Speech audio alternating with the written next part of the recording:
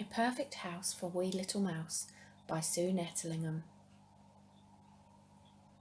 There once was a mouse with no house to call home.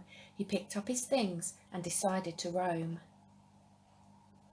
On top of his head was the tiniest hat as he wandered around going this way and that. Upon his strong shoulders he carried a pack. All that he owned was behind his wee back. He looked way up high and he searched down low as he wondered if he would find somewhere to go.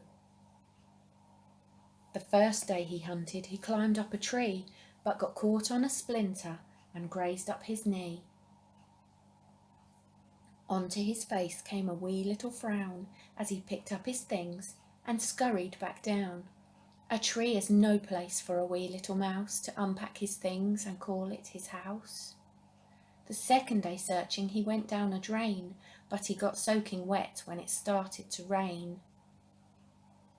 With all his things soggy, he peered in his cup, drank the cool water, and scampered back up.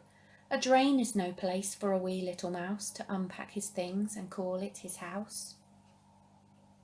On the third day he stumbled, fell into a hole. It was cold, dark and gloomy, and filled with a mole. He turned on his tail and ran with a yelp. Oh me, oh my, a mole, oh help!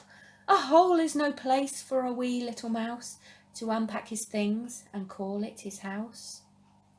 The fourth day's adventure, he found a bird nest. It was already taken, so no place to rest. There were eggs to the left and eggs to the right, and a mummy approaching. Mouse leapt off in fright.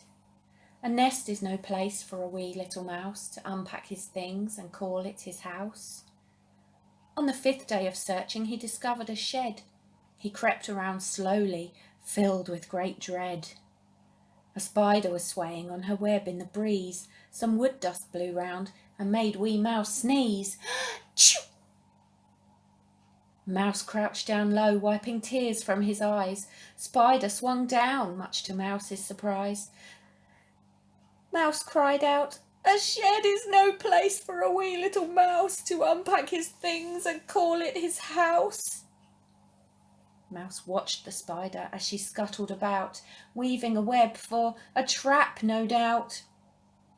Mouse sobbed a bit louder. He wanted to flee, but then Spider suggested, "Why not stay here with me?" Mouse took a deep breath, had a quick look about. Then he checked in his pack and got all his things out. Spider had spun a most comfortable bed, so soft, smooth and silky for a wee mouse's head. Beside his new bed, Spider weaved him a rug, so they hunted the shed, found a plate and a mug. An old cotton reel made a wonderful chair, and wee Mouse felt he could live happily there. A shed is the place for a wee little mouse to unpack his things and call it his house. Warm, dry and safe in the old wooden house lived a leggy old spider and a wee little mouse. I hope you've enjoyed today's story about Mouse. If you'd like to know anything about any of my other books, they're all available to purchase on Amazon. Thanks for listening.